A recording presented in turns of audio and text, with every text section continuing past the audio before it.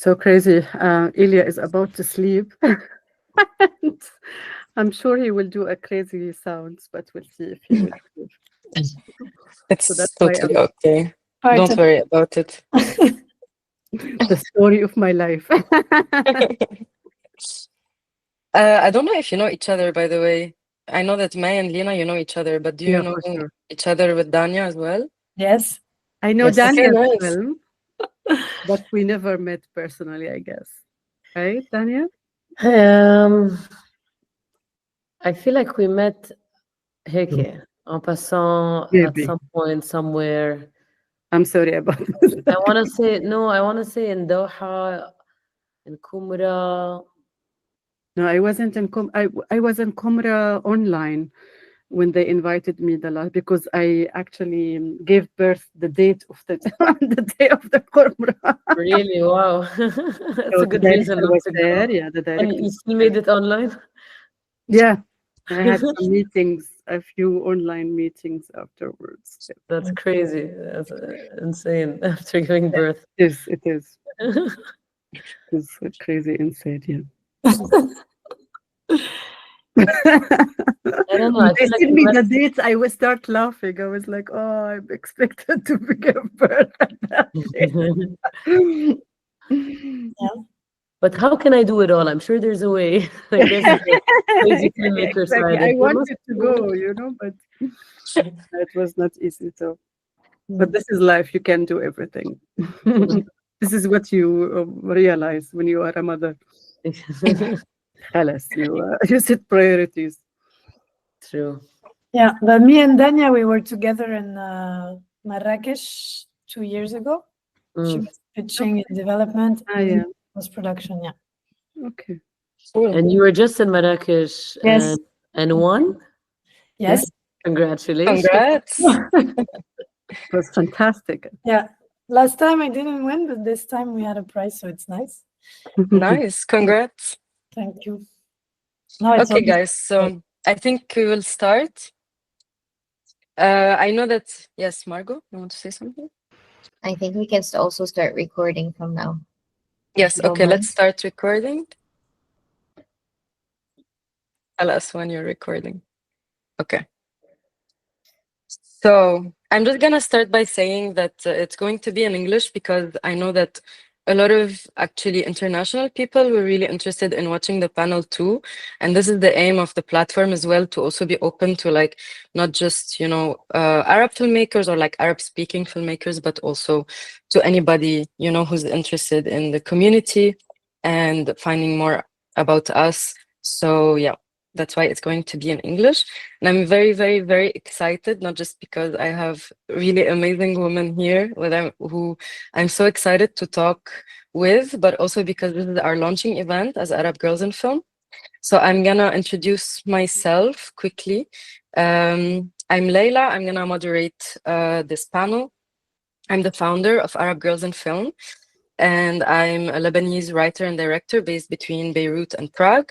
And Arab Girls in Film is a platform that I started because I think we deserve even more empowerment and space for, Arab women, trans and non-binary filmmakers in the region and living in diaspora. And it's actually a branch from Girls in Film, which is a UK-based platform. It started as just an online platform, and now it grew into a production company and a streaming platform as well. So I encourage you to check it out. They also have branches in Prague, in Greece, and South Africa. So it's really cool to see this community growing. And it's really nice, for example, that wherever you go, you have this sense of community that you can get to anywhere. And it's like not only creating small communities, but it's like small communities that are connected somehow, and it's creating even bigger of a community. So yeah, and I'm super excited to have these beautiful women here with us today. I also want to introduce Margot, who's a member of Arab Girls in Film. She's a film programmer, a film lecturer, and she also does the Kino Palestine cycles that happen in Prague, which are film screenings about Palestine. And yeah, Firstly, I have May Aoude here, who's a Palestinian producer and filmmaker.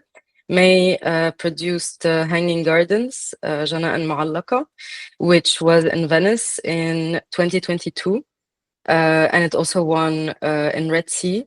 May also produced 200 Meters, which was the Jordanian entry for the Oscars. And she has her own production company called Aoude Films, right between Germany and the Arab world, if I'm not mistaken. Well, May is also the German company is Mayana, and Aoude Films in the Arab world, yes.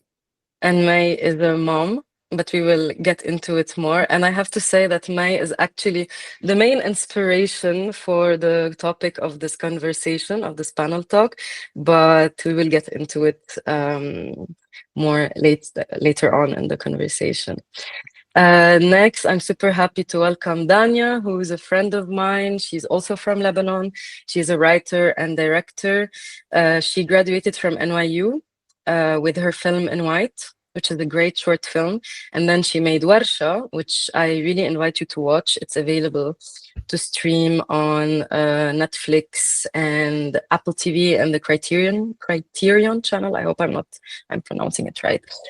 Warsha won the Best International Short in Sundance, which was amazing. And it also screened in so many other festivals. And Margot here, by the way, is a big fan of your short. Just so you know. Thank you. When I told her that you're joining for the conversation, she had a bit of a fangirl moment. Oh, thank you. I basically try to screen it in my class whenever I can. So yeah. Oh, that's amazing. Where do you teach? I teach in FAMU, Oh, in amazing. the film school in Cool. Prague. Yeah. Nice. That makes me happy. Yeah, and Dania is currently working on her first feature and her series called Rente Mama, which I'm very also excited to hear more about. And, maybe she can tell us a bit about it.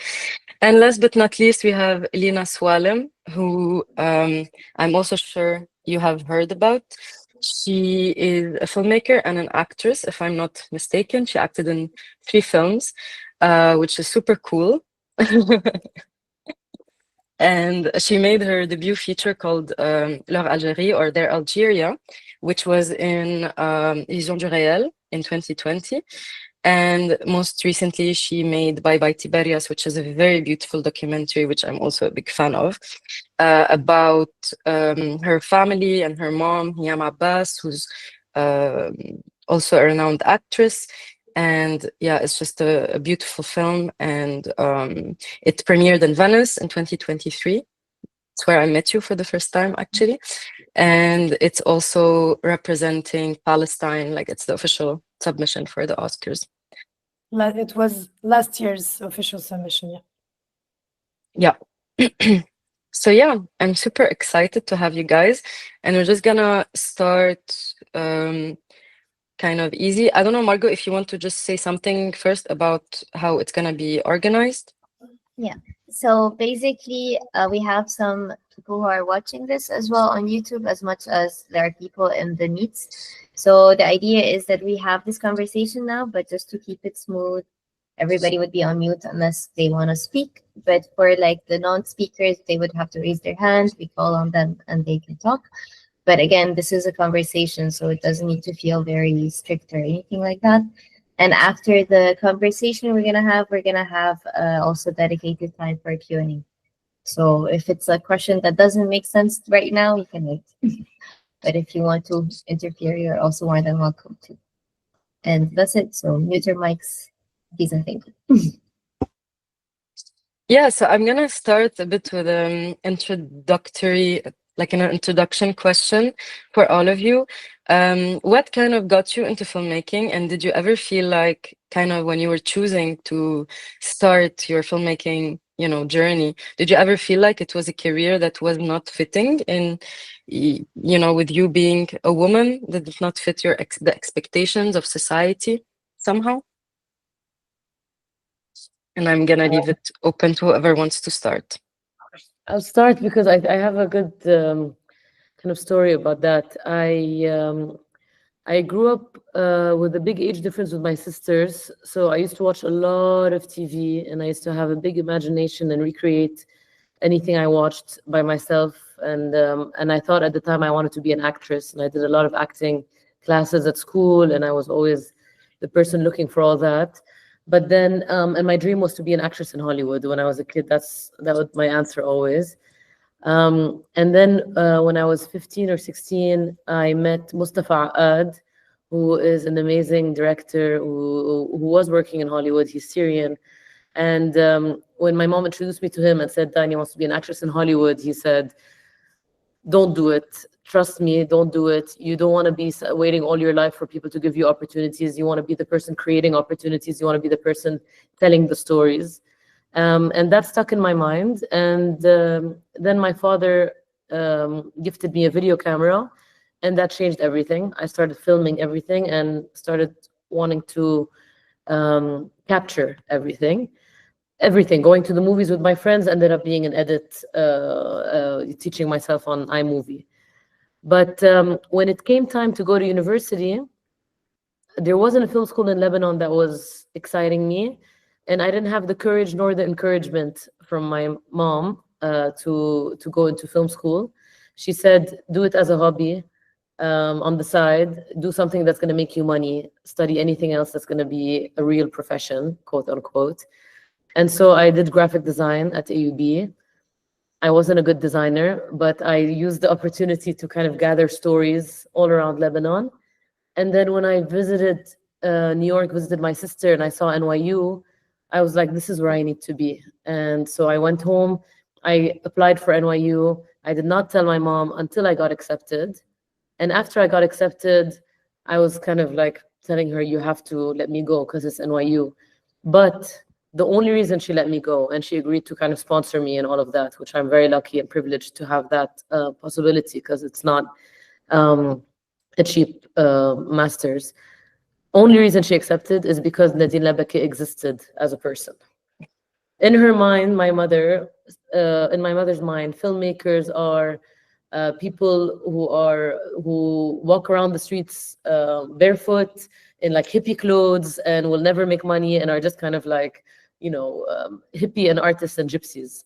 And the fact that I could answered her, no, mom, she made it. She's in Cannes. She's, successful. She's whatever. That's literally the only reason my mom was able to package what I wanted to be with an example personified. And then she encouraged me, and she did it. And when her friends asked her, what does your daughter do? She could say, like Nadine Labaki, she is filmmaker. So I wanted to start with the story because I think that's like one of the most important things why people need to break through, and why people kind of get inspired from each other. And Nadine, regardless what you think about her films, she did something by appearing out there and being in people's minds, and it actually really did open the door for me, for example. Mm-hmm. Mai, your turn.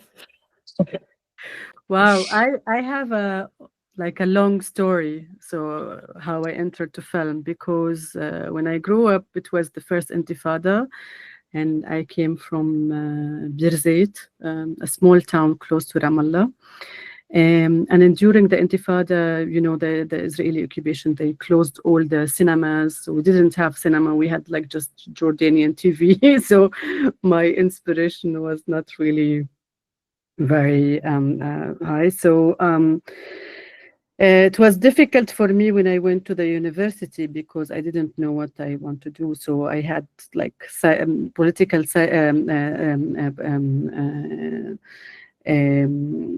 IT and also finance, because my sister basically she's a scientist at New York University, and like everybody else, it's easy, it's new. In the late 90s, early 2000 to be in finance. So I entered finance, and I hated that because, and at that time we didn't have any kind of like a cinema major or anything in Palestine. And in the early ages of me, I was writing. I was reading a lot and writing. So this is my background. But I hated it that I'm studying finance. I was just imagining myself sitting in the bank and counting money. And without my family knows, I saw an advertisement that a media major will start. So I went to an exam and I passed. And when I got accepted, I went to tell my family that I was accepted for the media, television and radio. And with that, I loved it how I created images, story from images. And when I graduated, I worked in the news and I hated it. I was like, this is not exactly what I wanted to do. This is absolutely far away. I was at that time in the second Intifada, as all the Palestinian journalists working with the TVs, just standing in Muqata'a, where Abu Ammar was headquarter, and waiting for him to go out and take a statement. And I hated this because I felt that we don't have any perspective on what we do. Our boss who decide what is the story, and we follow. Until I saw in 2004 announcement of the Ramallah International Film Festival, and they are seeking for volunteers. And I went and I was standing with a long line of people who wants to be volunteers. And I told them I want to volunteer. And someone knows me, but he told me, oh, but you are working in the media.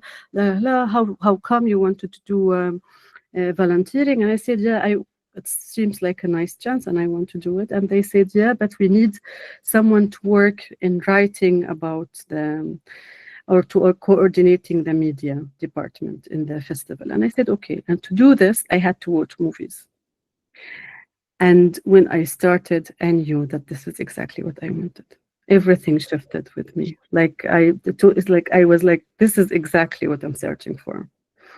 So at that, after the festival, at Al Qatan Foundation, they started audiovisual training. So they gathered Palestinians from all over the world. And I started really cinema training with Michel Khlefe at that time, with a lot of also other trainees. Omar Amiralai as well. I had the chance also to study. So it was really for me like a different, like the whole world changed. And I specialized with that in documentary filmmaking and production. And after I finished, I work in different films in Palestine as in production and also in as a director. And then I went to do my master's degree, and this is how it starts. And your master's degree, where did you do it? I did it in Norway because also that's a story, because I was accepted to do George Washington University as a master, and I went through I got the scholarship, but they didn't give me the visa, so I couldn't go, and I was very depressed. And then my father came to me. I was in the funeral of my aunt, and he torn advertisement, and it was a scholarship to Norway. At that time I didn't know about Norway, but only about Oslo Peace Agreement. So I was not really thinking that I will stuck in Norway to study filmmaking. But it was very nice because at that time, at that place, it was not just 1 year just to study documentary. I did also kind of studies in production and also, yeah, it was I did my first feature as a director, and I produced it as well. So it was kind of a new perspective to the world, not the American dream, but the European, I guess, or at least a new world for me. And that's opened a lot of doors, I guess. And this is where I am now. And for the family, as Dania said, my mother, when I studied media in Birzeit University, she was telling her friends that I'm studying finance until I finished, and I went to, yes, they didn't, they didn't admit that I'm actually in the creative side, because nobody in my family, like coming from a creative side, they didn't admit that until they saw my first film as a director, and they kind of admitted in a way, which I'm happy also that they managed to see my films and celebrated it. But it took them a long while, but it was worth it. I have a lot of things in common with May, actually, because I always thought, I mean, I never dreamt of working in cinema when I was younger, because both my parents were actors. I kind of wanted to find my own thing. And because I was used to film sets of my parents' shootings, which were usually very precarious films shot for 3 months in Jordan or in Palestine, and we were waiting around, and it was hot. So when I was young, I was just like, it was boring for me, and I was waiting for my mom to finish her scene. And so it wasn't something I dreamt about, but I think deep down, I kind of did, but didn't acknowledge it until very, very much later. And because I was very good in school, and because although my parents are actors and my dad is an actor, he's still a child of Algerian immigrants who have never accessed any, you know, education. And so I was the first of the family from my Algerian side to actually be able to study. So my father put a lot of pressure on me because I was good in school to do like actual studies. So I kind of like took that as my path, saying, okay, my parents are actors, I will never bring anything new. They're already very successful, and they already did a big jump, knowing that they both come from a very, you know, like a background that is not artistic at all. My mother is from a small village in Galilee. Her parents were school teachers, so they were educated, but still they were from farmer family. And my dad is from Algerian immigration in France, so very poor, very precarious. And so it was already for me impressive, the path that they had. And I felt like I had to do the same, but in another field, because I would never bring anything better than what they did. So I studied history and political science. I wanted to work in cultural diplomacy or journalism. I wanted to have a voice. I felt like I wanted to have an impact.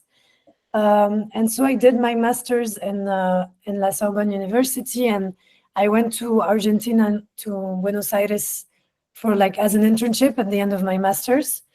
After having had a very bad experience in the French consulate in Sheikh Jarrah in Jerusalem, where I worked for 2 months as an intern in humanitarian cooperation with Palestinian territories in Gaza. And for me, it was awful to, as a Palestinian, to see how, you know, like the double standard of European countries such as France and all the other European countries, because maybe you were outside waiting for the statement. I was inside in the ministries, in the Palestinian ministries, with all these European heads that were dictating how to use the money. And like, you would see like the paternalism, the way that, you know, like, and for me, it was awful because as I'm French and European and Palestinian, I was like between both. And I said, okay, I don't believe in cultural diplomacy because also politically that no one is taking stands. And I felt like I wanted to take a stand. And so I thought of journalism. And there I also had a big problem because they were telling us we have to be neutral and objective, which doesn't mean anything. I was like, this is impossible because everyone is writing or choosing a word depending on their cultural background. So even when you say you're neutral, you're not. So let's just be honest and say what we think.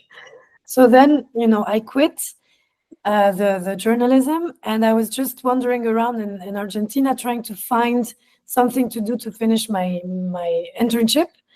And I bumped into a festival of human rights. So I just applied to be a volunteer, and I started like watching films and helping the team. And they offered me, I was only 23 at the time, and they offered me to program Middle Eastern films with a focus on Palestinian films. So I had to go like all the way there to reconnect with cinema and Arab cinema. And it was really amazing because they really trusted me when I didn't speak so good Spanish at first, but they trusted my political conversations and stance. And this is when I kind of rediscovered cinema, but differently, because I started seeing documentaries from the Arab world. And I discovered the genre of documentary, which I didn't know because I only knew fiction from my parents. And I felt like documentary was the perfect medium for me to explore the artistic fiber that I had inside that I didn't really let alive, that I was repressing, and at the same time to tackle political subjects, histories, stories, cultures, especially linked to Arab contemporary societies, which was my subject in history. So it kind of planting something in my head.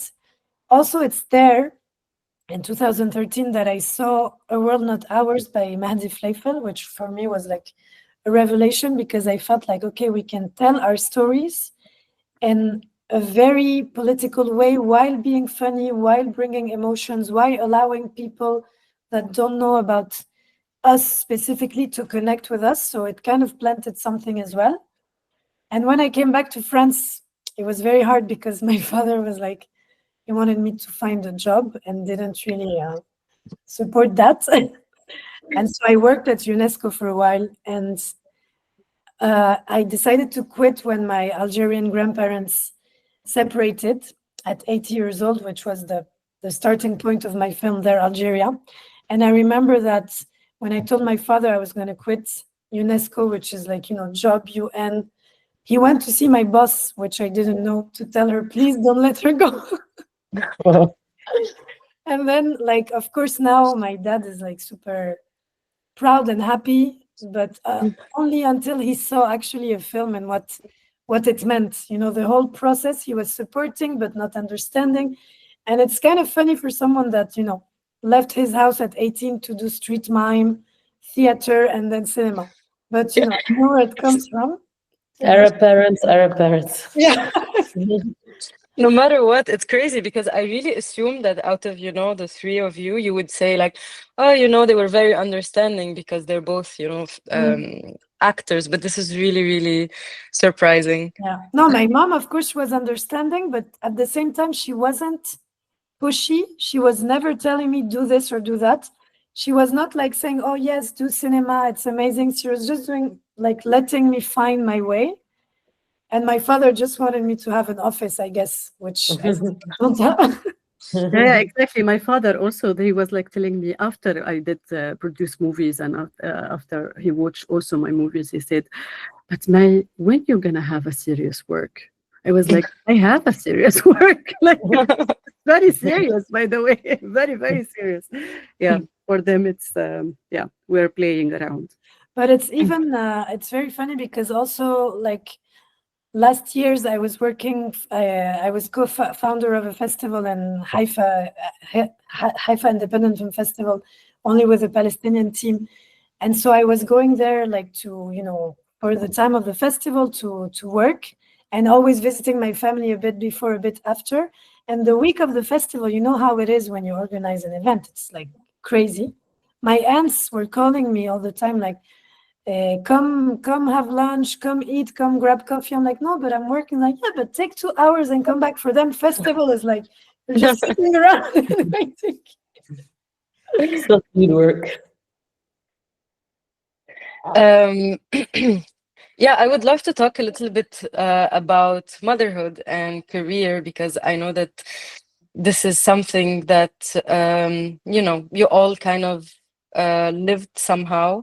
Mai, you are a mom, and Dania, you recently became a mom, and Lina, I'm also very interested in knowing how you kind of were that kid who was always on the film sets and all of that. And also, this is a subject that I feel like is really not talked about at all. Filmmaking is so demanding, and we are so kind of expected to put everything aside and put all of our lives and personal, just everything, every part of us kind of has to be in the film. And I always wondered, what if one day I want to have kids? What if I want to detach my personal life from my career? And I feel like there are barely any opportunities until I was traveling in so many festivals as well. And I was always seeing Mai with Ilya, her baby. And I was just so amazed by how, you just bring him everywhere and you're like, balancing this motherhood with your career in what seems to me very well and in a very inspiring way. So this is why I really wanted to kind of share it with Arab Girls in Film. So I'm really excited and curious to know what kind of insight do you have about that. Oof, but it's not easy to be a producer, and it's not easy to be a mom. It's not easy to be both. So Yes. it's so crazy in the Arab world and out the Arab world. When I started to be a producer, more a producer than a director, I said, I definitely am workaholic. Like I have all my passion to my work. I decided to dedicate my life to the thing I do. I don't know if it's good or bad, but I love what I'm doing. This is like I'm addicted to that. So and I always said, I have my films as babies. Like I don't want to have kids. Like my films are growing with me, and I'm taking care of my films like I'm taking care of a baby. And then Ilya came as a surprise, and it was the time that my father was dying, when I know that I'm pregnant. So I felt that this is a sign from the universe, like I can't say anything about it. So and Ilya came, and he's now 1 year and a half. And it was such a difficult year for me because of what's happening.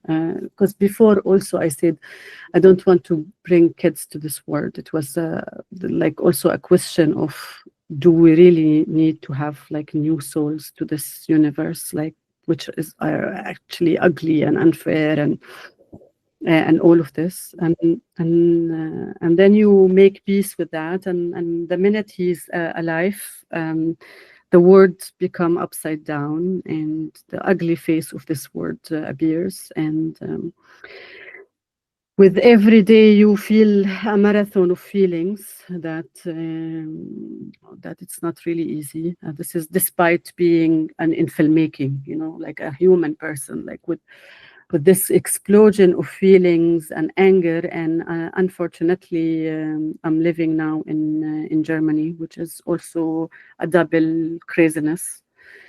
So you start to question everything around you.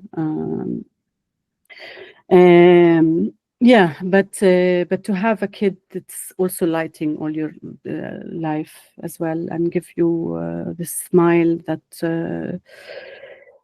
it's not easy with this darkness to appear in your face, and give you the energy, and maybe also protect you from the seeing videos and news, and for me, I process everything in the night as a nightmares, because it was not easy at all.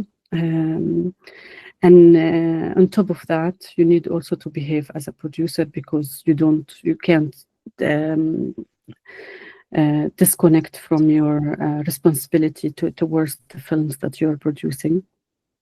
And I have to really thank in this matter two persons. One is my husband Clarence, because he's really been supporting me a lot, and also my partner in my company, Mayana Zorana. She's Serbian German, and without her I couldn't also make it. Both with Zorana and Clarence, they really backed me up, because suddenly I become a mother in Germany. I'm alone. I don't have my family around, and I don't have the support. I have a really difficult political situation. Everybody become a distance also as a human. So as a mother, like being alone without my family and with this political situation and dealing with all the craziness in Germany, it was really not easy at all. And with a baby, I guess that's easing me, because it gave me a lot of kind of energy and happiness and hope towards this world, and more responsibility to make it better and fight with it in our films, because this is, to be honest, what we can do. Basically, to exist through our films and to fight for these films to exist, because this is what they don't want us to do. They want us to disappear from the map. They don't want to hear us. They don't want to see us. So being exists in films and in reality, it makes them angry. And yeah, so for me, it was a decision. Shall I just be in the shadow and be a mom, and which is not my personality at all. So I decided, and I consulted a lot of people, and they told me, your baby is wherever you will be, your baby will be home. So don't feel sad of traveling, because he will feel home wherever you will go. And I hope I will not have trauma because I carry him everywhere with the support of my husband. And also, like, now there's also a lot of really nice initiatives in the big festivals like Berlinale and Cannes and Venice. There's a Red Balloon institution that there's a kindergarten for the festivals. So you pay like really a little amount, and you can put them in the kindergarten, for the festival kindergarten, for 5 to 6 hours, and they get accreditation for the festival, so they can have also someone who's taking care of. I can put them in the market. So and this is a new initiative, which is really amazing. And traveling to the Arab Film Festival, I'm carrying this idea around. And in El Gouna Film Festival, I discussed this opportunity, or this idea, with Marianne Khouri, and she was really a big fan of it, because it's like really amazing to have him in a film festival, in a kindergarten, with a lot of women and families that they want also to work, and to have this 5 hours of focus. It's brilliant, you know. And I hope this initiative will be carried out in the Arab world, because it's very important for the women not to feel guilty, and to continue working, because this is basically our work, where it's not luxury. We're not there for like party or rather, we're there to work, and we need to work. We need to focus. And as I was in Palestine, I have a big family, but the problem is, like, nowadays I'm not based in Palestine, which is like make it difficult to have this support, and which I miss very much. So I have to deal with it, and I have to continue my dream that I worked very hard to reach this point, and definitely I will not stop. And I feel very happy that Ilya is adapting also with the festival family, like or from a festival to another. He have this friends around him that he developed. And yeah, it's always not easy to say that if I'm doing it right or wrong, but I'm trying because I love what I'm doing, and I'm passionate about it, and I'll try to make the best out of it for both the films and Ilya. And what about film sets, for example? Because, you know, as a producer as well, I think you can, I think we talked about it. You told me that it's now very common to budget kindergarten or even a babysitter on set. And I think, you know, like, I think as a producer, it's also very important. And we talk with other producers and we invite them to take that into consideration, that if they have people on set who also have kids, that this is something that they can do. Yeah, this is for me was also very strange. Before we were doing a budget for a fiction film that we're gonna shoot in Berlin, between Berlin and Poland. This is our first project for Mayana Films, and my partner Zorana put item in the budget, babysitter. And I said, but why you put a babysitter in the budget? Like, she said, yeah, according to the German law, you can actually budget a babysitter for you. And 2 months after, I got pregnant, so it was perfect.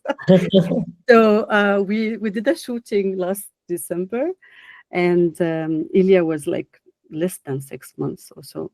So he was on the set and we were filming. So we had a babysitter.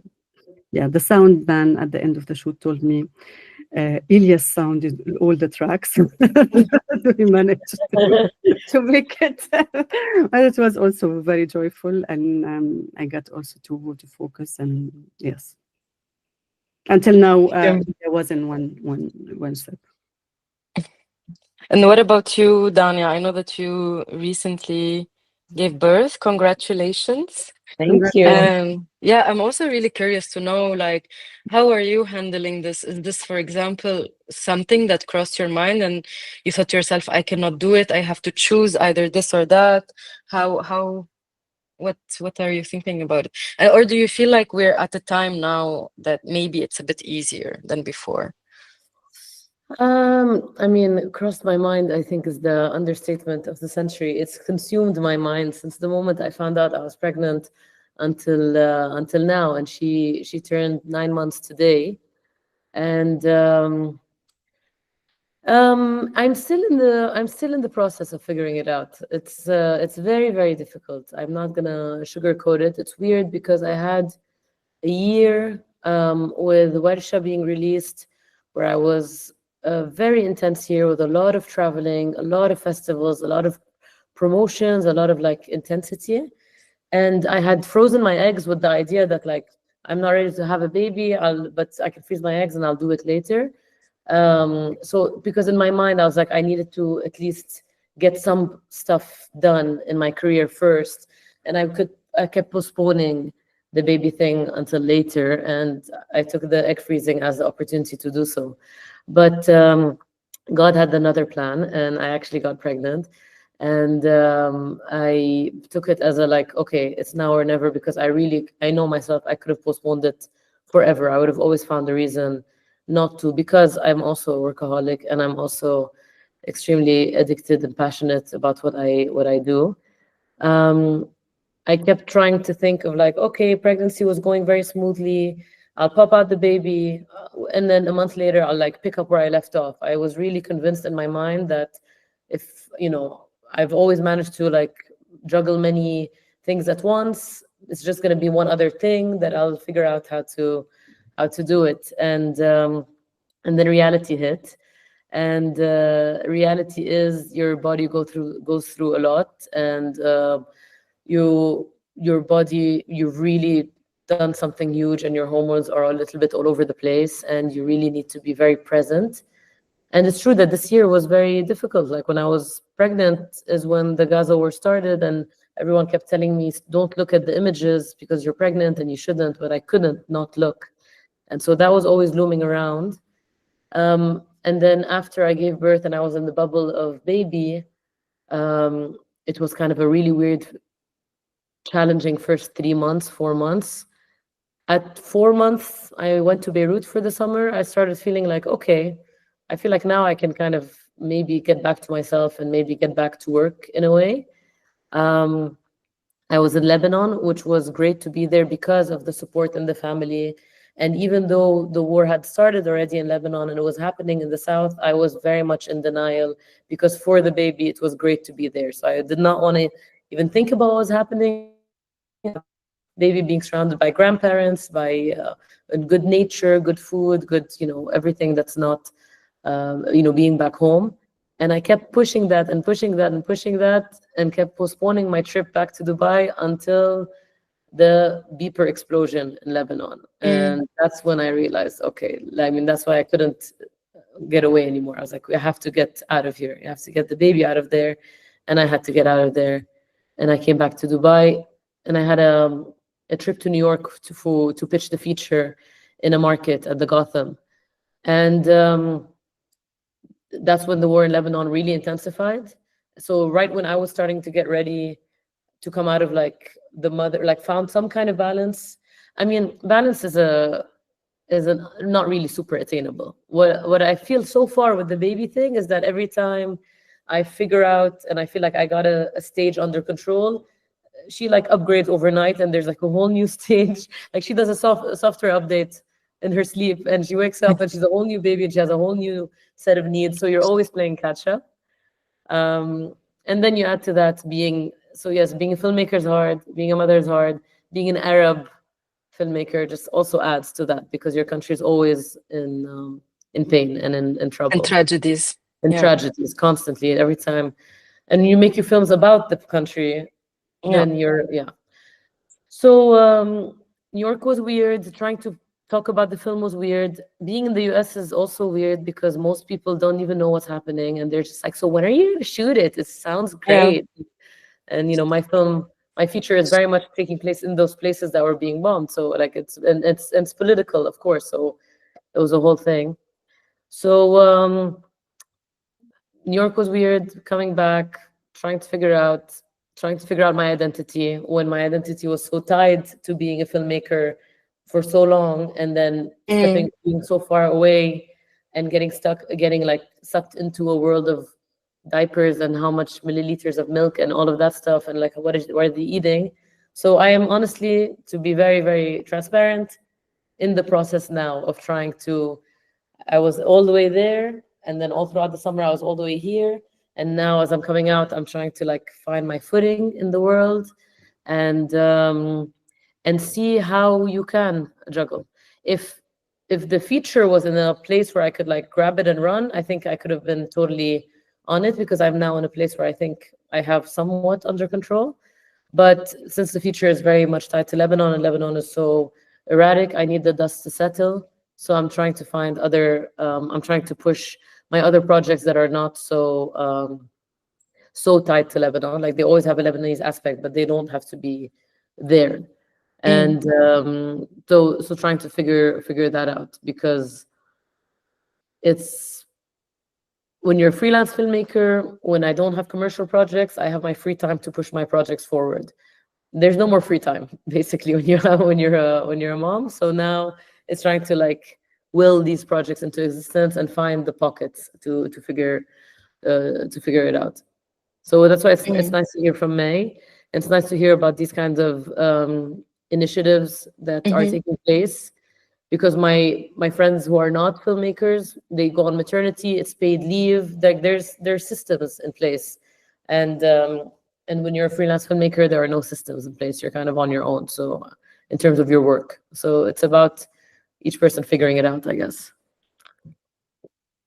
Yeah, exactly. And I think, like these initiatives, they are in Cannes and Berlin, which are like maybe the biggest film festivals, but they are not yet anywhere in the Arab world. They're not yet in smaller festivals, or even, we don't have that many, just that many people on set who have the option of, how to handle their kids. Like it's always something that, as you said, Dania, like you need to figure out as you go, and you don't have support to go to. And this is I just hope that we can do something to like to change it step by step.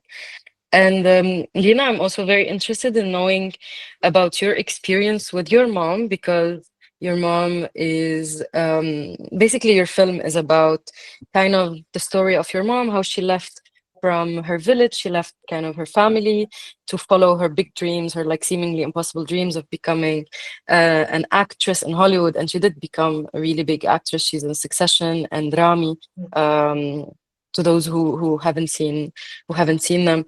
So and in the film, we kind of get a sense of how strong she is and how she kept fighting to like be who she wants to be, and achieve her dreams, but at the same time still being so attached to her family and to her culture and where she comes from and all of that. And the whole time I was thinking, like, I wonder how that was to you, to grow up with such a role model, or how did it affect your vision on your career? So I think it's kind of hard to take my mother as an example, because I think there's an exceptionality there, that it's a woman actress that kind of made it much later in her life, which is usually not happening. Usually a lot of women actresses are successful when they're younger, and the more they get older, the less jobs they have. Weirdly, my mother, it started for her after her 40s, which is kind of rare. Started in the sense of like, she was doing theater Hakawati when she was in her 20s, and then she met my father and moved to Paris when she was in her late 20s, and she got pregnant with me, and she had to learn a new language, and take care of me because they didn't have the means at the time to have like a permanent nanny, and it was a choice. Also, my father was working a lot at the time, so my mom has taken care of me and my sister. We didn't go to preschool, you know. We only, like, until I was 4, I was with my mother. So I didn't feel like I didn't have this time, you know. Like, of course, I don't remember how I was between 1 and 4, but I think it's something you can feel when you had this love and you had this presence of the mother. And you see, is there in a very important time of your upbringing. What was harder for me is when I was a teenager, and this is when she started working a lot in films that were abroad. So she would leave for longer times. But I was always very proud of my mother, because anytime I would see her on set and see, like, you know, how she would transform herself in other characters. And, you know, we were always involved. Like, we would visit her, my dad would be there. Like, I always felt very surrounded by family.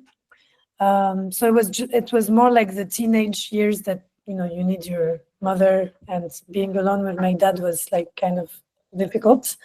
But I always had a sense of admiration, as, you know, she has been able to take care of her children and be patient about her career, you know. Like, I think it's very hard because we tend to want to do everything at the same time. We tend to feel guilty. Also, I know that it wasn't easy for her because, you know, people would, like, in our families would say, like, oh, you're traveling a lot, you should stay at home with the children, and, you know, like, a lot of judgments. And they would say that in front of me also as her daughter. So, you know, like, it took me time also to understand that I had to fight against these things and defend my mother and be proud of her. So I think it was also a mechanism of protection. I think all these things, like, I had so many contradictory examples between, like, the family, my mother as a role model, my grandmother, who was kind of like very traditional, but in the same time also very open, in the sense that she has never left her job as a teacher while having 10 children. So it seems contradictory, because she's very like, the woman does that, and my daughters do that. But at the same time, she took decisions for herself. She wanted to be independent financially.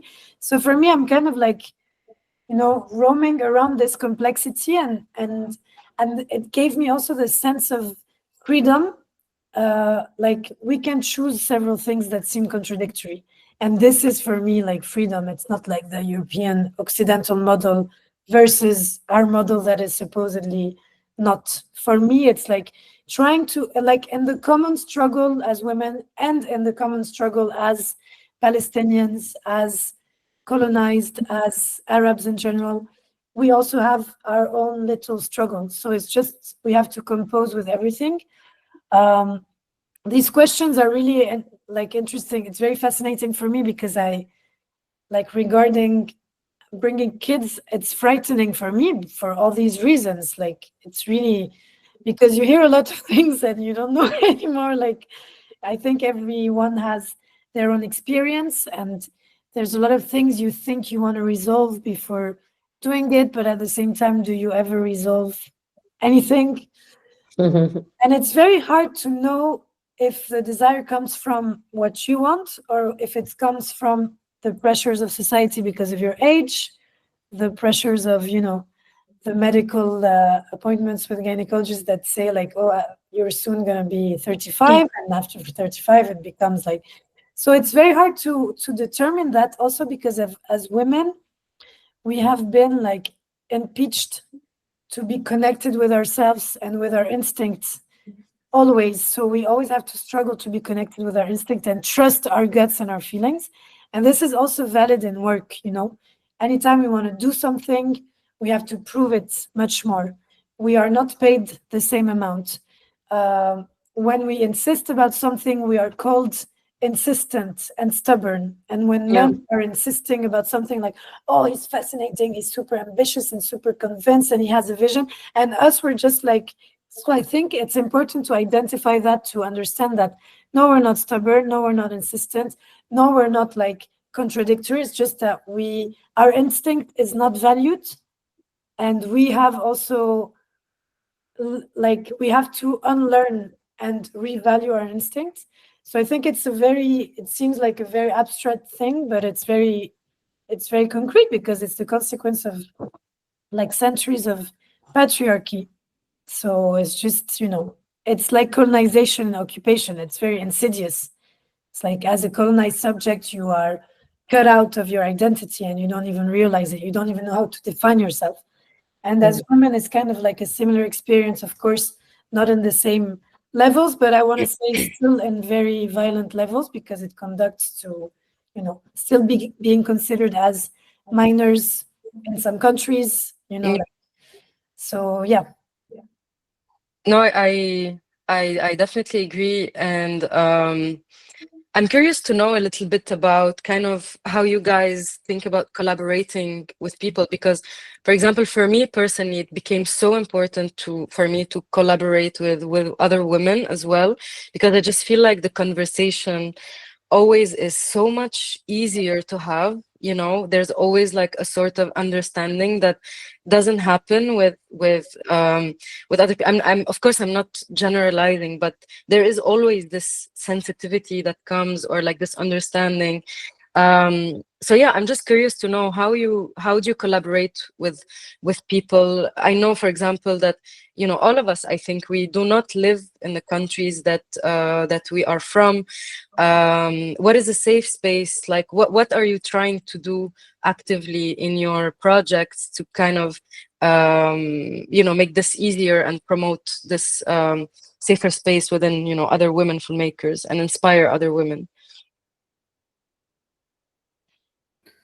To be honest, I'm here in Germany since few years, so I lived most of my life in Palestine, kind of all my life in Palestine. So I always was really angry when someone would ask me, as a woman filmmaker, what is the difficulties? And I said, like, no, I always wanted to say, like, we don't in Palestine, like, we don't have this kind of a difference between women and men. We are in filmmaking, and filmmaking in Palestine and the Arab world is so difficult, and for this reason, and this reason.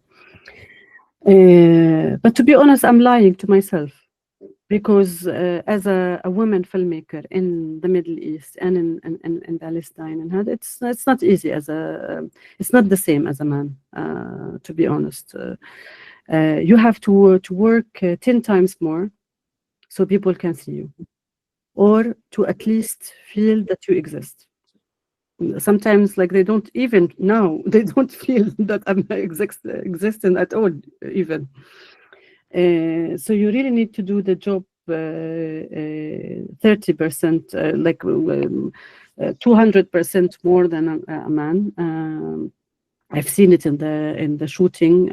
Always they were thinking that my assistant is the boss. They don't want to think that if I go to shooting or something, they don't want to look at me and make eye to eye. Like, they never thought that a woman is the boss for this set or something. So you need time for them to nail your respect. So you always need to work hard to nail the respect of the others, the community, in a way, and also for and different layers. I'm not talking about even the community that the simple community, and it's also about the crew, about the decision makers. You would say the thing 20 times, and if a male person will say it, they will take it immediately without any efforts, and you feel like, okay, but this is exactly what I was saying 20 times before, and it's frustrating in a way, and especially that I decided to be a producer in a time that the producing is like either the husband is producing for his wife, or the wife is producing for her husband, or the brother is producing for his brother. I was like starting that with a few other producers in Palestine, that you actually produce for someone who's not in the family, you know, that you take care and you take the risk, and to have this kind of vision, to share the vision, and so you start from below, like to search for the voice, and until now, for example, for the fiction, I produced for few females, but I always search, and that's what comes from my mentality, that I don't want to produce for women because they are women. I want to produce for a woman that I share the vision, and I share the story, and I want to take this long journey with, because this is what I believe in. And now being in Germany with a German production, I want also to I always in a search for women story, and because I feel I want also to push more women stories to the big screen. And as I also now producing fiction, I always think that even if there's a woman director there, the main actor is a man. And I get really frustrated, like, where is the women writers? So you have to also search for the women writers, and to write a high rank, the lead as a woman cast. Like, I want to see a Palestinian film with a woman cast. Why I have to see a woman director directing? Saleh Bakri over and over again. Saleh Bakri in all the films. Yeah, writing for a man, like, and so it's a responsibility to work in so many levels. It's not just like to work with a female voice, but to also to work in a woman story as well. And this is what I'm trying. I'm still not there yet, and that needs a lot of work, to be honest. But this is one of my dream and passion to achieve, to push for more women stories. Let's say, not to work with women, but to push for more women stories in a good perspective, and to give the women the voice that they needed. Yeah, I'm trying to do that on a writing level as well. I'm co-writing my feature with a screenwriter called Ban Faqih, and the experience of working with her has been great because of what you said, Layla, and because of, like, there's a certain flow and understanding. It doesn't mean that it's there with all women, of course. I just got lucky that we have this connection, and then when we are writing female characters, we are remembering our own background, our own stories, our own mothers, our own aunts, our own cousins, and it's just like constantly filling in fighting for, you know, writing a complex female characters. The CV series I'm writing, Renta Mama, is also with a female co-writer. She is Greek, based in London, with connection on a lot of similarities between Greek and Arabs as well, that we were also talking about Arab mothers, Greek mothers, and it kind of, and it's an older Arab mother, basically, who is the protagonist. I'm now developing early stage development of a series that would take place in Dubai and Oman, and I was told to choose a writer to work with, and I was looking for a female screenwriter as well, and I found someone whose blog I read, and who was writing really beautiful pieces that were very funny, and they were about her mother. I hadn't read the script of hers, but like from that writing, I felt like there's a certain sensibility that we would gain in the project if we brought that in. So I think that's very important to have the writers, of course. It's also important to have female producers, but female producers who are also doing this consciously, because I've also worked in on a commercial side as a creative director once, and there was a female producer pitching directors to me for a commercial project, and she gave me a list of 15 male directors. And I was like, come on, you have 15, you couldn't find one? And she was like, there aren't any. And I was like, I know 15 off the top of my head now who are also really good commercials female directors. There's a thing where they keep, even sometimes a female producer will keep pushing the same ones because they have this huge portfolio, and they have a huge portfolio because they keep doing the projects, and then the female directors are like, well, she hasn't done a lot. Well, again, it becomes a self-fulfilling prophecy. She hasn't done a lot because she's not being given the chances, because people aren't opening those doors. So I do think it should be as much as we can an active. Again, never for the whole like, just because she's a woman, of course, always married, but women are fucking hardworking and are doing a lot, and they're there. So just trying to do that as much as possible to push each other and forward, and eventually end up with these films where we don't roll our eyes whenever the female character gets on screen, or like, Yeah. or actually feel seen and feel represented by the. I just saw, just before the call, I watched the movie Substance. The Substance. It's insane, but I could tell and feel it's a female director, and I could tell the character there is like understood, even if there are sexy shots of the women, that it's coming from a deep place. And I can compare it with 10 other films where there's a voyeuristic, where it's a male director, and I don't know, you can tell the difference. I can really feel it when it's a female director. I just want to comment on Dania. I guess what we should do as a woman in the filmmaking, and this is maybe something for your platform, Layla, is to share, because we don't know. We have to do a database of female workers, like really in films, in different, as a editors, as a director assistant, as a cinematography, writers.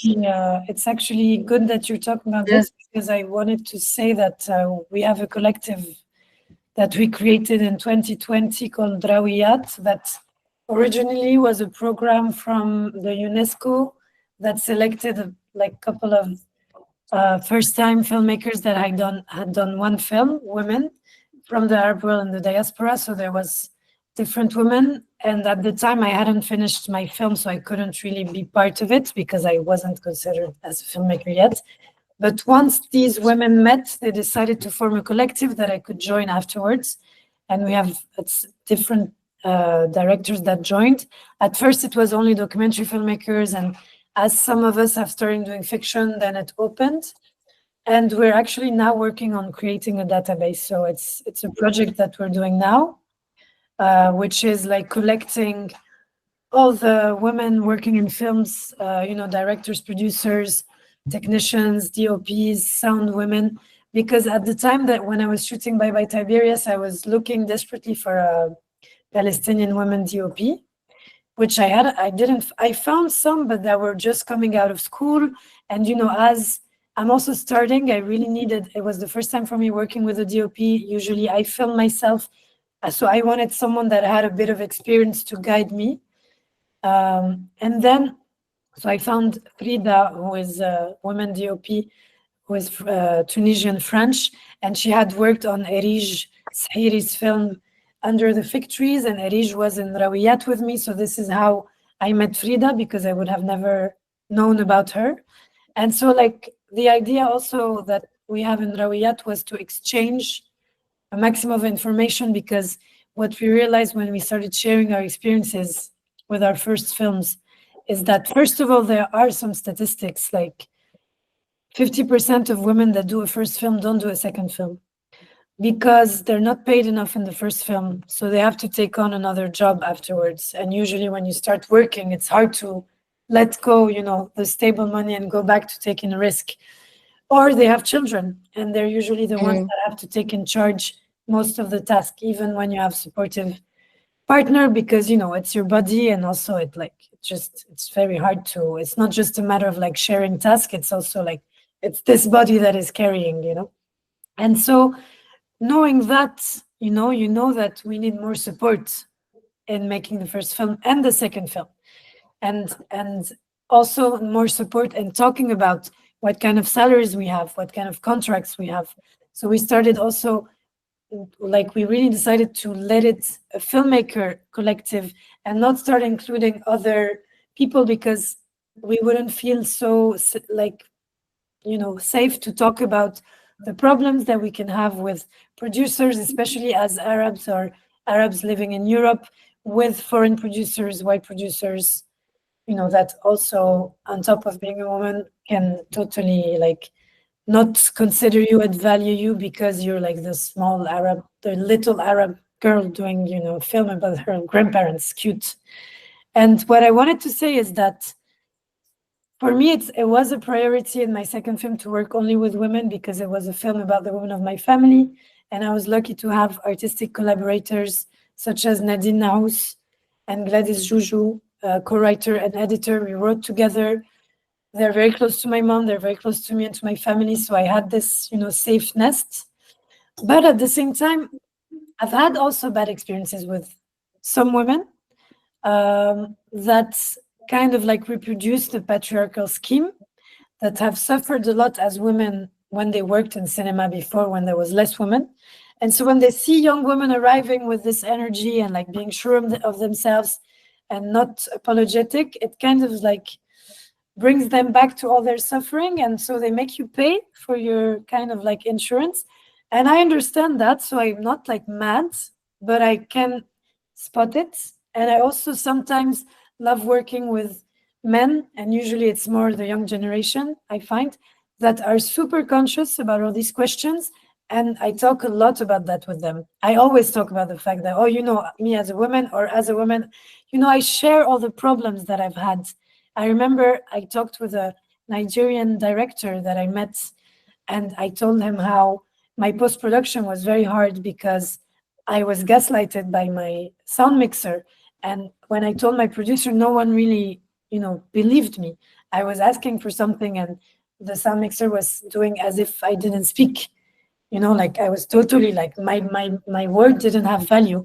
And the Nigerian director was like, oh my God, but this like never happened to me. And if I would call the producer saying like, this is happening to me, I would like walk out of the room and they would have to find me another person. And I'm like, But, yeah. sorry, but this is not gaslighting. This is like in your face disrespect. Yeah, of course. But Okay. this happens a lot, you know, like what you say, what you denounce is not valued, and you need to repeat it like thousands of times. So you find yourself losing so much energy, questioning yourself, like, Yes. am I crazy? Am I the one that doesn't know how to work? Like, because I only did 2 films. So like, it's just like, it's your self-trust that is always put in question. And so it's so important to talk about it, not only among women to like strengthen ourselves, but also to men to not like, you have to be conscious of what we are going through all the time that you don't see or know. It's like when you talk about street harassment with men, they're like, oh my God, I had no idea. Every day you receive, you know, like, yes, it's our life since we are like young girls, which is the worst thing, like since we are 8, 9, 11. So it's just, I think for me, as you said, like talking about it publicly, not being ashamed of talking about it, because there was a lot of time where people were like, shh, don't talk about that. You know, like just stay discreet. Don't make a fuss. Like this is very common. And this happens not only in cinema, but in every, you know, like sphere. And so I think, yeah, especially in the Arab world where we still have a lot of taboos around these questions, it's really important to like be vocal about it without being like, it's not, you know, it's not a fight, it's just talking about our reality. It's who we are, so we need to exist as we are. Definitely. By the way, guys, don't hesitate to raise your hands if you have any questions. And I think Margot wants to say something or has a question. Yes, I read on YouTube somebody asked something actually, so I'm gonna relay it. I'm also apologetic because I don't know when was the question, but it's from Sarah. I'm not gonna pronounce that last name. I'm gonna fuck it up. Sorry, Sarah, but I apologize, Sarah. But basically, she's saying, thank you for your amazing and inspiring discussion. It really touched me when you mentioned balancing work and family, and I truly feel proud of how you're managing it, even though you might feel it's not enough. My question is those for who didn't study filmmaking as their main major. What steps did you take to get accepted into film schools? Is it necessary to have portfolio or simply applying enough? Also, do you support the idea of attending film school, or do you think starting independently, learning through workshops and participating in film events is sufficient. She also knows that the panel discussion is not over yet, but she's in Doha and she has an exam tomorrow, so that's why she's asking this question now. So that's why I had to interrupt this and ask the question, so she can sleep in peace. But actually, the three of you went to film school. Like, no, Lina, you did For not. masters. So you're the only one who did not. But yeah, master's film school. So whomever wants to answer that question. When I went as a master's, I only applied to NYU, and what they wanted, they didn't care that for you to know any filmmaking. They wanted to know that you had stories to tell. So it was a lot of written submissions. They told us to write a silent short film and another like a dialogue scene between two people and a treatment for a feature that we'd want to make one day. So it was a lot of writing, and then any kind of images. It could be photos, could be drawings, just to see if we have a visual style. But for them, it was like, we're looking for people who have the right, who have an interesting story to tell, and we will teach you about the filmmaking. You don't need to have a portfolio. That was at least for NYU, and I'm sure there's a lot of amazing filmmakers who never went to film school, and Lina is clearly one of them. For me, I liked having the community that I still am very close with, and there was opportunity to be there, of course, in New York with some professors who are there in New York. I don't know, I didn't have that world available to me had I not gone. So I think you need the community in film. They say, the same way May said in the beginning, my films are my babies, and they say it takes a village to raise a baby. It's the same for a film, and that's why those two worlds are so difficult, because they're both the same. You are actually, giving birth to something and raising it, and you need a support system. Otherwise, it's not possible. So if the support system is film school, amazing. If it's not, then workshops and film sets and reader groups and etc. Is what I think. And for me, I studied filmmaking, not producing. So for me, if now as a profession, I'm a producer, I learn it by doing it. And I guess this is the big school. Film school is a safety nest. There you have to brainstorm and to test and to do mistakes and to have mentorship and without worrying. But real life, you need to do, and doing mistakes is how to learn. This is my experience, and by doing, you learn like 1,000 more because filmmaking is not 1 plus 1 equal 2. It's totally different. Nobody is teaching you, and it's a taste, it's a flavor, it's inside you. This is like no one teach you how to do it. Like it's explosion of feelings that you. It comes from the different aspects. So it's not as I go to a same school, so I have the same level of imagination and style, and it's not at all. If you got to be in a film school, this is amazing because you got the opportunity to and the safetyness to experience without failing or maybe judging or knocking doors. It's easy. You are there with the system. You have to deliver. You have to do assignments. But in real life, you have to knock doors to produce your film and to convince. And it's absolutely more difficult, but it has also more joy in a way to and more tiredness. And I agree with Danny, you need the community, and that's why even if you don't go to a film school, there's so many workshops out there. For example, I did IAVE, which is a workshop for European producers. That for me, it's my also kind of community. The group that I studied with, or I had like the experience 1 year with, it's now my also second family, and as well, it was another workshop, I guess now unfortunately doesn't exist, for Mediterranean producers, that I got to know a lot of Arab producers, which was for me, I was very pleased. It was very richful for me because I met Arab producers from the region that I didn't have the chance to connect to. So this was also a wide opener for me, and I learned a lot.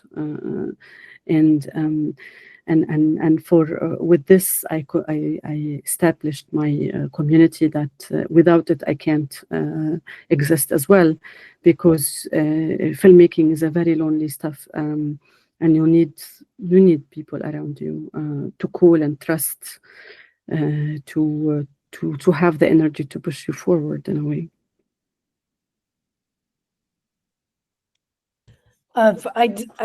I didn't study film school, but I'm not a good example because I had access to cinema through my parents, so I'm not like totally disconnected, because I think the hardest thing when you don't go to film school and you're not in cinema is to get to know the network and the people, because it is the people that give you opportunity to learn and to work. So I was lucky to know a lot of people. And so, because film school, what it gives you also is people you meet, a network. You do film school with someone that will do a feature 10 years after, and it's your best friend, so they will allow you to work. You know, this is how also like film teams get to exist. You know, when you know about like Nouvelle Vague and France in the 60s, it was all friends, you know, that were doing films together. And so I think when you don't have access to film school, the main thing is to try to find, as Dania and May were saying, workshops, things that are more accessible, because the problem with film schools sometimes, depending on where you live, it's either very expensive, either very competitive. I know that I didn't apply to the French film school because to enter you had to do like so many things, and I didn't like these kind of things. I didn't feel like, you know, trying and not being accepted. I prefer not to try. And I always go to the less competitive things because I feel like it's also good to learn with people that are more amateur, because we learn together, and like to find alternative ways. So for me, I learned everything by doing. And the first experiences I had were residencies in the Arab world. I started applying with like just the story of the film without really knowing how you make a film. And because it wasn't so competitive, I was accepted. And this is where I started meeting people who go to film festivals, and they told me about this other workshop, Takmil and Qartaj Film Festival, Béjaïa Film Lab in Algeria, Finadoc in Agadir in Morocco. And little by little, it's like by doing these small workshops that I started meeting mentors and people that have transmitted to me until today, like Jihan Tahri, for example, who I met like in Qartaj, like in the very beginning. And it's people that don't know you, but they feel that you have something to say. So, you know, they help you with your project. They have no idea if you're going to make your film or not at this stage, but they trust that, yes, they trust your vision. And this is these people that actually allow you to make your film, because by the trust that they give you, you gain trust in yourself, and you keep on, and you start believing that, yeah, you're actually gonna do something. There was also Darine Hotait with a program that she did, Cinephilia, which was amazing, because I applied and she allowed us to go to Cannes. Like, we were 6 projects selected, ticket in charge, the ticket and with the housing, which is something that no one does. Like even the biggest productions, usually they don't really take everything in charge. And she tailored like meetings for each of us. So it's people like this with initiatives that seem alternative that for me became central for me to be able to do the films. And yeah, little by little you meet these people that, you know, really like help you. And it's all about, it's just hard. You just have to continue, you know, like I remember with their Algeria, all the funds I applied to, the first 2 years I was rejected, you know, like, so very easy to say, I'm not going to make it. But if you trust yourself and you just think, okay, no one knows me, I'm doing a film by my grandparents, so of course they're like, how the fuck will this interest anybody? I know, I have a feeling, I have an instinct that it's not only an intimate story, but it tells a collective story about colonization. I feel like people can identify. Maybe I'm wrong, but this is what I feel, and I'm gonna do everything to make it happen. And if I fail, I fail. But I feel this inside, and I'm just gonna Mhm. power through. Yeah. Yeah, and it's also about working with the people that, you know, believe in your projects as well, that they take it, just like to add on what you were saying, Lina, because I very much relate to it, you know, as also like a younger filmmaker, that it's really hard to find this like belief in your ideas and your projects. And it's just about also working with the right people who also take it as their own babies, their own children, and push it further. I hope this we have another question. Yes. Hi, everyone. This has been an incredible conversation. So thank you so much. Super relevant. Just a question, because Lina, you mentioned a lot of workshops and residencies. As someone who's new in the space, I come from the field of journalism. So I've been a journalist for over a decade, transitioning into creative production and filmmaking, hopefully. How are you finding out about these workshops and these residencies? I don't even know where to start. And it feels like Google isn't really, it's just not bringing up the results that really cater to us. Yeah. So you can check out our website, Rawiyat, because we have a list of like residencies, and we also have a Facebook group. And we also on the Instagram post a lot of like the calls and the residencies. For me, how I figured out was really by chance, because I started like when I started thinking of like making a film, I was in touch with a friend in Morocco, and she said, oh, you know, there is this residency in Morocco called FIDADOC, which is more for French speakers. And I applied without having I had never gone to a festival. You know, it was really like, I was just like, okay, let's apply. And when they took me, they're like, yeah, we're going to take your ticket. I was like, wow, people pay for your tickets? Like, for everything was for me crazy. And once I got there, I started meeting other people. So it's about also the first thing you do. And actually, once I got there, I got so many information because they helped us identify the funds we can apply to. So I learned about like the funds in France, in the Arab world. I learned about AFAP. I learned about the Doha Film Institute. I learned about all these other festivals and workshops that exist. Qartash Film Festival, they have Takmil and Shabaka, which are 2 workshops that you can apply to. It's more like pitching platforms. I learned about Bijaya Film Lab because there was an Algerian person there that told me about it. So it's really about like the people you meet and you ask around. You can like, you know, the Facebook group that we have, people ask questions like, I'm at this stage of this project, what residencies would you recommend? There's always new things that you discover because there's so many initiatives and sometimes we don't know what's there. At a time, there was a guide that was called the Guide of like funding in the Arab world, but they stopped making it. So yeah, it's just a matter of like we should have like a place where we can all consult, but that's why we're trying to. The film the Jordan Film Commission website used to have like a month by month. These are the deadlines coming up, but I can't find it now, and I'm looking it up. But I don't know if they stopped doing it, but they used to. They call it opportunities, I guess. Yeah, I think. Oh, yeah. So like on Jordan Film Commission website, there's something called opportunities, and in that they just say what's happening in all the Arab world in terms of screenwriting or grants or stuff like that. Super helpful. Thank And you. I guess also in the Arab world, there's a few funds. So if you go, for example, to AFAQ, to Doha Film Institute, to the Royal Film Commission, and just click to the newsletter, they keep updating with news and updates. And with that, you will know more. Yeah.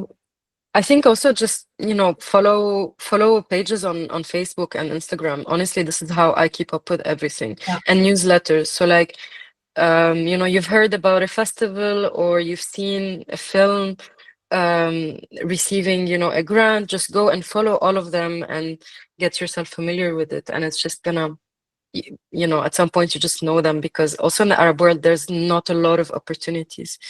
We have another question You from know, and you Sandy. know what I Sorry. do also? There's something very useful for education, because for us in the Arab world, there's not like a classical way to finance or to have watch the credit. If you like a film, Yeah.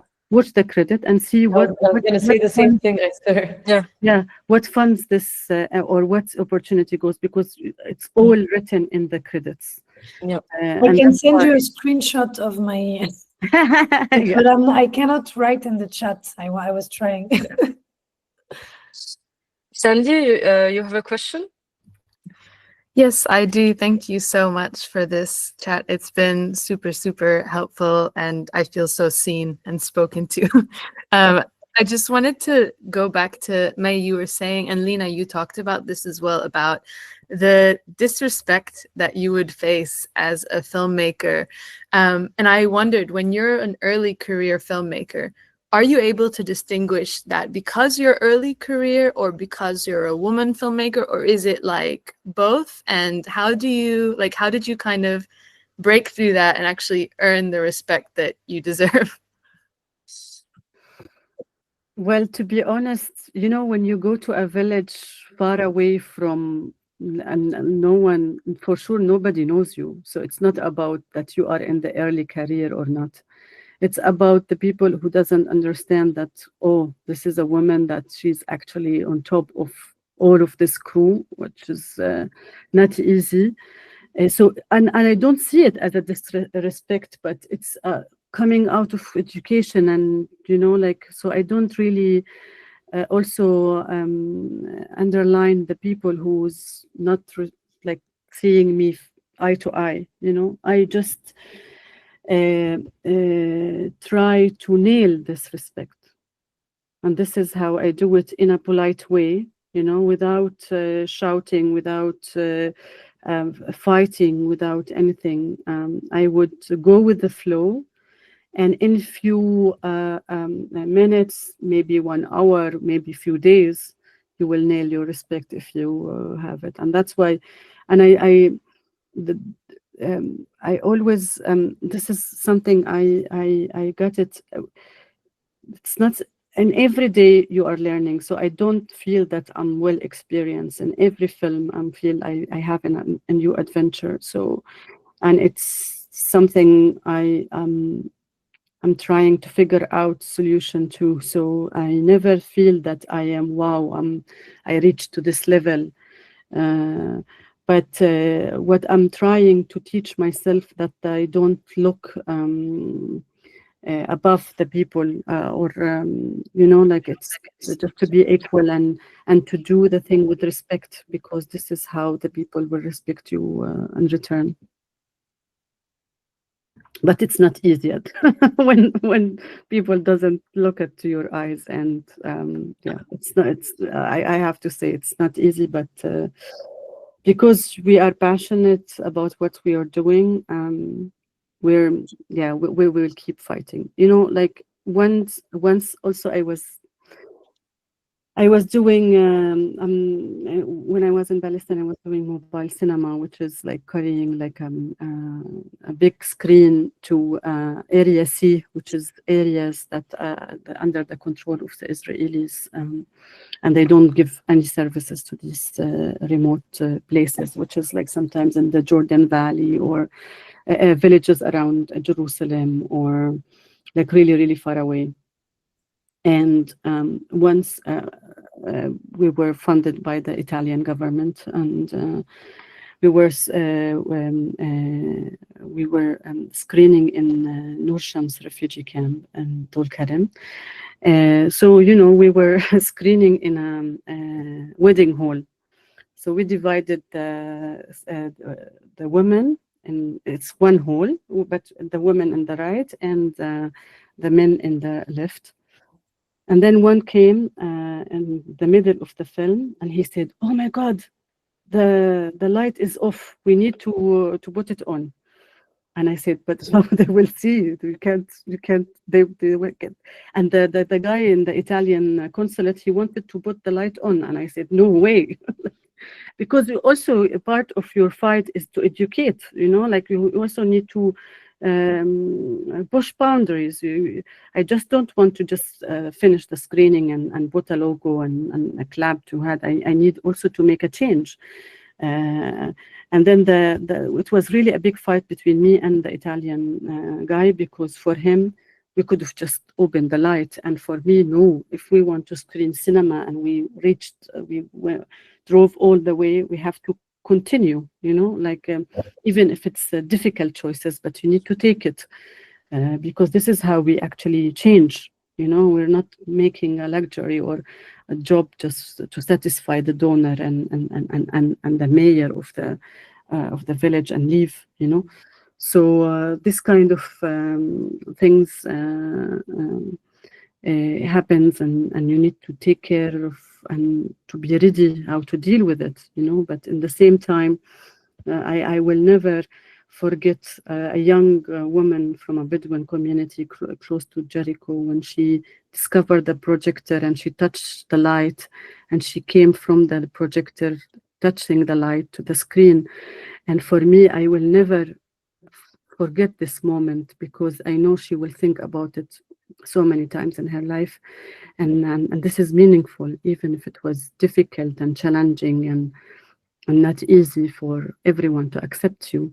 But these moments are priceless. Thank you. That was really helpful. Okay, if nobody wants, do you want to add No, something, Lina? Sorry, I can answer. I mean, it's very hard. Also, it's like, I'm going to talk about something serious, but it's like when you talk about harassment, until it happens and you perceive something, until it's concrete, you cannot denounce it and you're not believed. And so it's kind of hard to identify. It's like the question of consent. It's kind of hard to identify if they treat you this way because you're a woman, because you're an Arab, because you're young, or just because you're a first-time filmmaker and no one knows you.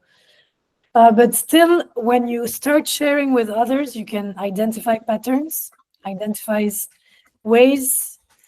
I think it's always good to question yourself. Anyway, we're used to that as women. Anytime we feel something, we have to question ourselves like 100 times before actually like believing in it. But at the same time, once you identify something, it's also important to talk about it.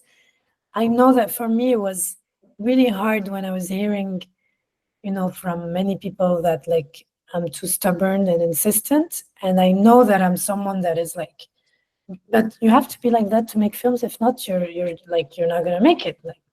And I was like, why is it perceived negatively if being a filmmaker is also about like having to convince people of your vision, because you're asking people to give you money, to trust you when they have no idea how you're going to do it. You're asking people to collaborate with you for your vision. So of course it's a matter of convincing, and you have to be convinced and you have to insist, but it shouldn't be perceived as something negative. Why is it perceived as negative? Because women are not supposed to hold on, have these traits of characters, and they don't like it. And so like this is I understood these things after my first film. And even when I did my second film, with the experience of the first, I found myself in the same situation. When I have these problems in post-production, I should have left the first day. I should have said, no way, I can't stay here. I'm not treated well. I stayed for 10 days. And I felt sick, and I was feeling very bad, and I was asking for help. But I was asking for help in a polite way. I think it's not working. Okay, I'm gonna try again tomorrow. I hope it's like, when I should have listened to what I felt. So I think it's a matter of experience. It's good to talk about it. Also to have people to talk about it. Thank God at the time I had my editor, Gladys, who I was talking to every day, and she's the one that came and like saved me from this situation. She was like, she came, she saw the vibe, And she was like, you're going to go back with me and you're not going to step foot again in this place. And she's the one who like talked to my producer and really helped them understand the situation, because also maybe, again, I'm like not trusting myself, but maybe I wasn't clear, but maybe I was clear. Anyway, so it's complicated, yeah. Thank you, Lina. Thank you guys for the questions. I'm gonna end with one last question for the three of you, because we need to finish the talk. I'm just wondering how do you handle, you know, balancing between, you know, being from the Arab world and at the same time asking for money from Europe, basically. You know, I know as well we barely have any opportunities in the Arab world. Most of our projects need to kind of rely on money coming from France, Germany, blah blah blah. A lot of countries that have this like post-colonial guilt, you know, while at the same time we have the fight of making the film, struggling with our own identities, being women, all of that. So I'm just curious to hear from each one of you. Dania, I don't know if you want to start, maybe. I mean, it's post-colonial guilt, but it's also, I learned and I realized after Warsha, which is a French film, basically, is that it's a form of colonization as well, because they get to then put it in their awards and put it like, oh, Warsha, the French film Yeah. that is now versus that. And it's like, it has, you know, but I also got rejected from every Arab grant that I applied to 3 times Yeah. while I was trying to get money from Warsha, and I did get it was fully funded, pretty much 90% funded by France. So I'm For context, maybe we can just say that was it related to the subject of the film, which did it Was play a it role in, because France? Warsha is the Arab grants that you were applying to, was it difficult I to get don't them know. because was it related to the subject? I don't know. I have to say the script was, I adjusted the script a little bit and made things a bit more a hint, or, you know, but I don't know. Nobody tells you really why you get rejected from a grant. I sat down with Afaq later and they said, you must hate us, but please don't stop applying. It's different juries and don't take it against us and stuff like that. I mean, it is common also in the Arab world that after something gets successful, they then just want to then they want to work with you and stuff. But money from Europe, trying to find a real, honest, authentic producer who you have a friendship with, it's very hard when you're a first-time filmmaker. There's a desperation in working with a producer or anyone who's going to help you make your film, and so you grab onto the first person, and it's kind of like, it's the equivalent example is you just marry the first person you go just because they show interest. But the truth is you have to date and you have to get to know them and you have to see each other in different contexts and you have to make sure your values are aligned and that their intentions are. It's a privilege, it's a luxury to be able to have the time and date all these producers that mostly up and coming filmmakers or first time filmmakers don't get that luxury. And oftentimes you do have to make bad choices and go through the very difficult but very important step of a filmmaker where you actually have to break up with people and you actually have to separate. And it's a very difficult lesson to learn, but when you do it, you realize how important it is because it's a long journey and you learn that you can't keep ignoring red flags because it's not a quick project. It is a huge commitment. So trying to find someone whose heart is in the right place, who has the same right intentions to work with. And for me, for example, Warsha was my first big short. When I met a French producer, she told me that, it's standard to access French funds that you have to sign the standard contract and that they have to own all the rights. And I become like a hired writer-director, which I did. And I just got a writer-director fee and they really owned all the film. And then when we brought on a Lebanese producer way later, he was going to own the other 12% of the film. But because he was kind and he said, you've been working on this film for a long time, you should get the right, you should get those 12%. That's the only reason why I got that percentage. But usually, I don't know if I could have negotiated for much when it's my first short. I think now, after having a short that's done well, moving forward, my next projects, I have more cards in my hands that I can use and say, I require the rights, I require this, I require that, I require this. But in my perspective, and I'm curious to see what Lina and May think about this, is some sacrifices had to be made just to get started.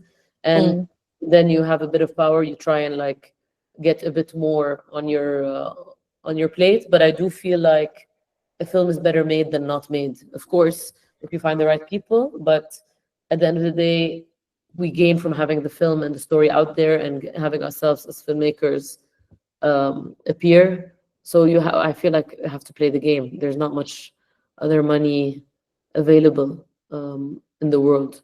So Yeah. Well, it's a huge subject, to be honest. I don't know from where I start, but maybe I will start commenting on Dania. I guess the most problematic in the Arab world is dealing with contracts, because we don't really respect contracts ourselves. We always I have my word, but doesn't work in the cinema world, where it's copyrights and then shares, and I've seen a lot of examples also myself dealing with a really difficult situation because we didn't understand the contracts, and people lost their rights for their films because they didn't understand also the contracts. And this is also again and again we have to really share about this, because in the Arab world we don't have the copyright rights, and especially also first-time directors and producers, because we all produce by the produce and knowing by doing it, so you have to do all the mistakes to learn how to do it, and you do another mistakes later. So I guess we have really to share the expertise and consultants, and also we don't have lawyers in the Arab world specialized with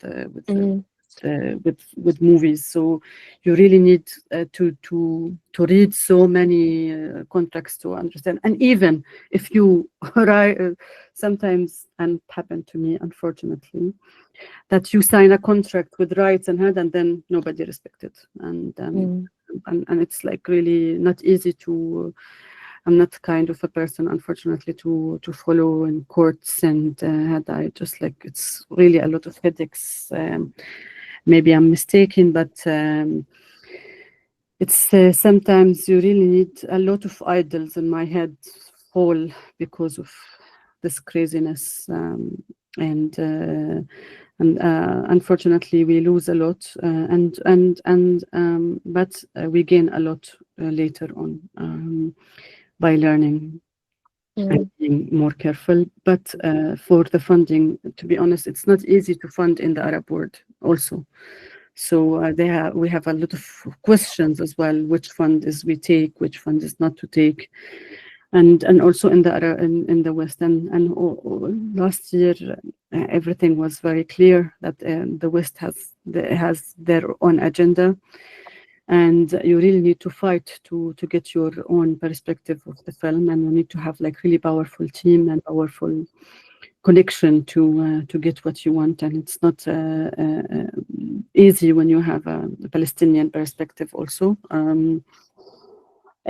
So what I learned this year is also to think out of the box, like why we need to all the time to co-produce between France and Germany, like why we don't see Ireland, why we don't see the East Europe, why we don't see the Arab world. Like we really need to think about our allies, because if we also start to think out of the box, since I have also a German company since few years, I started with my partner to do a database of the Arab workers, the Arabs that filmmakers or work in cinema in Europe. Because if you want to fund from Europe, you need to spend in Europe as well. But why if I created, because there's a lot of Arab filmmakers now living in Europe, why I don't work with these filmmakers, you know? And if I have the database and they are really good, why I don't work with them, basically? So I take the money and I spend it not with the Western, and also with people who understand my language and my film and my struggle. So it's also a different layer. The second thing, as I said, also to think about outside of the box, with whom I want to co-produce, and which money and which country and which head and what money and what fund and what. It's especially this year because everything fall, you know, like it's we start and for me I'm in Germany and it's not easy as well. It's not all the films it's easy for me to produce in Germany, but it wasn't easy in Palestine. It wasn't easy in it will not be easy anywhere. And you keep knocking all the doors and you keep fighting all the aspects, but not making compromises.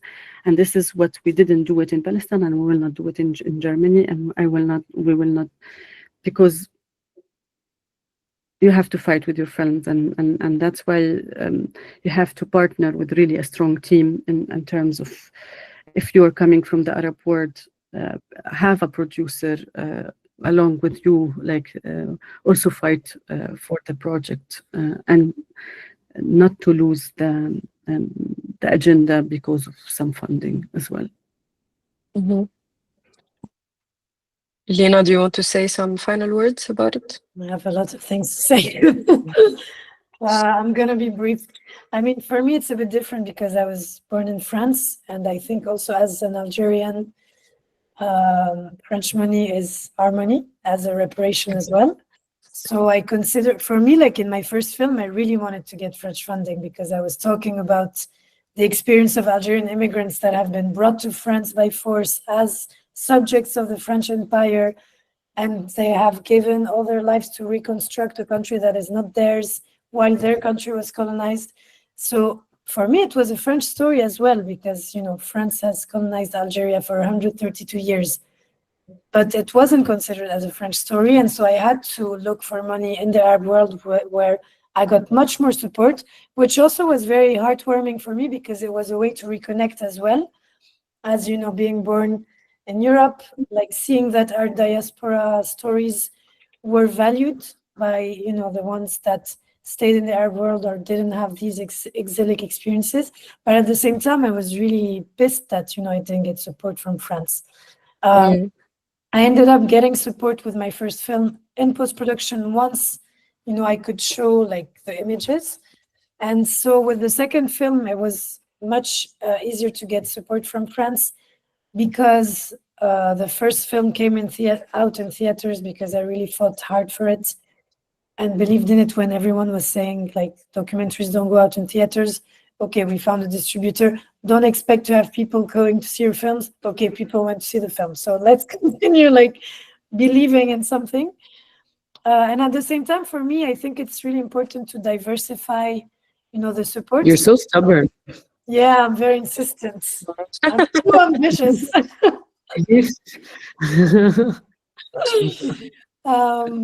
And so, yeah, for me, like as May was saying, it's really important as well to find alternative ways, because if it doesn't work somewhere, you have to, because sometimes it doesn't work. And also you never know, it can be the jury, it can be like the time, because there are many other good projects at the same time. It can, like, sometimes it's a moment. I remember like with some funds, I applied like 3 times before getting a yes. And I always kept on trying because I was like, I never really questioned the project itself, but just, okay, maybe I didn't write well. I have to rewrite.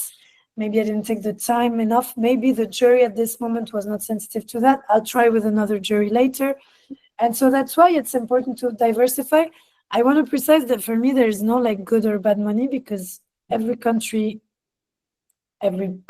today is problematic politically, like most of, you know, especially regarding our Palestinian identity, history, and situation.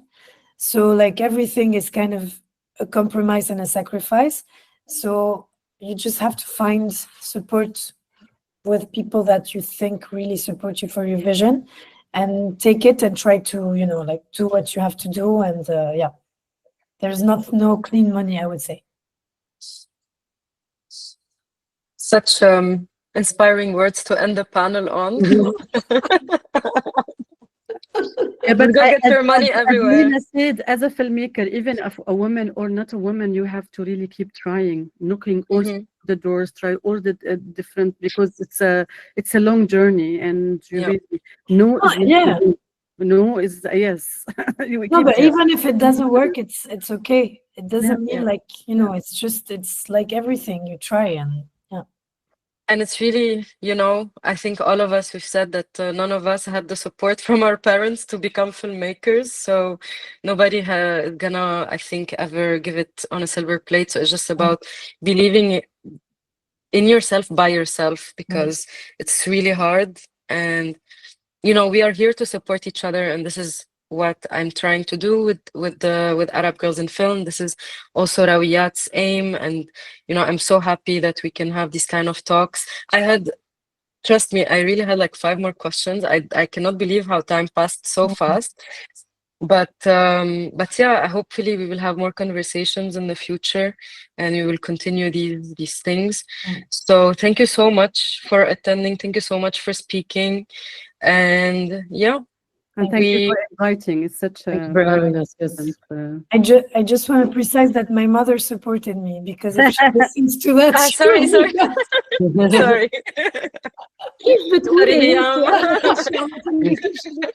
I'm scared. She's the only one. Sorry. The thing, my mom would say the same thing, even though like it's not true. But now she's like, of course, I always. My mom too. Yes, I always believed in you. For me, I have 7 sisters and 2 brothers, and everybody was supporting me. But sorry, now I feel like I said such. All my family supported me. They allowed me to film them. They were great. So thank you so much, and yeah, we are always connected, and yeah. Thank you, Leila, for organizing this. Thank you so much for coming. Have a nice evening. Bye bye.